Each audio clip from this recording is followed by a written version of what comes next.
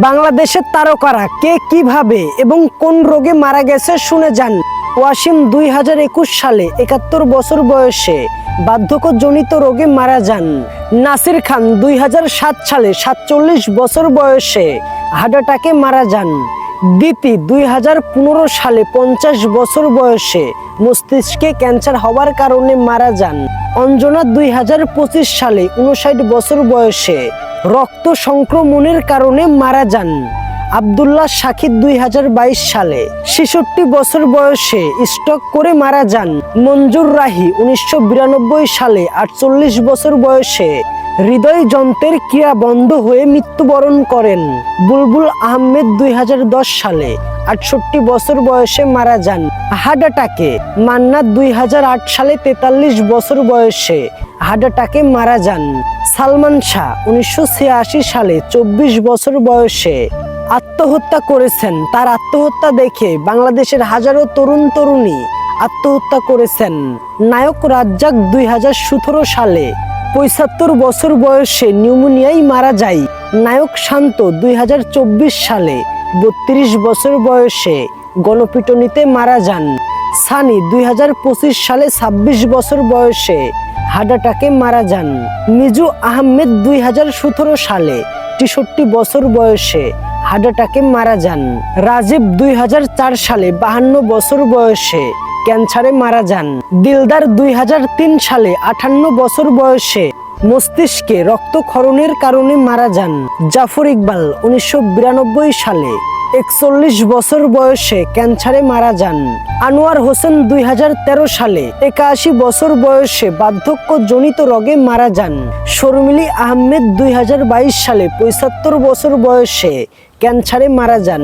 শৌকত আকবর 2000 সালে 63 বছর বয়সে বার্ধক্যজনিত রোগে মারা যান। হুমায়রা হিমু 2023 সালে 37 বছর বয়সে আত্মহত্যা করেন। সোহেল চৌধুরী 1998 সালে 35 বছর বয়সে খুন হন।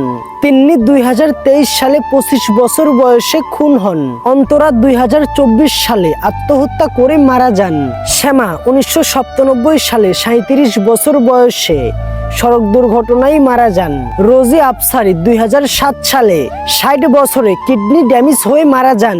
এন্ড্রু কিশোর 2020 সালে 64 বছর বয়সে ব্লাড ক্যান্সারে মারা যান। আয়ুব বাচ্চু 2018 সালে 56 বছর বয়সে ফুসফুসে পানি জমার কারণে মৃত্যুবরণ করেন। জসিম 1998 সালে 47 বছর বয়সে মস্তিষ্কে রক্তক্ষরণের কারণে মারা যান।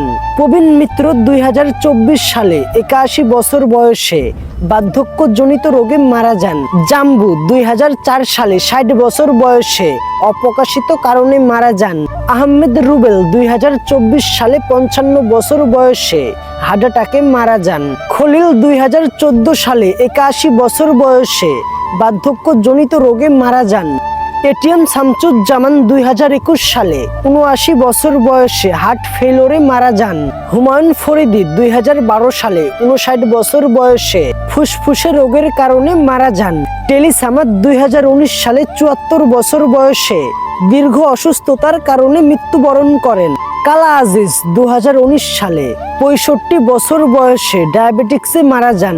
অমল বোস 2012 সালে 69 বছর বয়সে হার্ট অ্যাটাকে মারা যান। ফারুক 2023 সালে 74 বছর বয়সে মস্তিষ্ক সংক্রমণের কারণে মারা যান। সাদেক বাচ্চু 2020 সালে 65 বছর বয়সে কোভিড রোগে মৃত্যুবরণ করেন।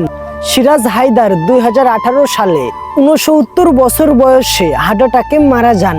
আব্দুল জব্বার 2017 সালে 74 বছর বয়সে কিডনি, হার্ট এবং বিভিন্ন রোগে মারা যান। আপনাদের পছন্দের নায়ক নায়িকারা এবং অভিনেত্রীরা কি কি রোগে মারা গেছে তা তো আপনারা জানলেন, এবং অন্যরাও যেন জানতে পারে এ সুযোগ করে দিবেন।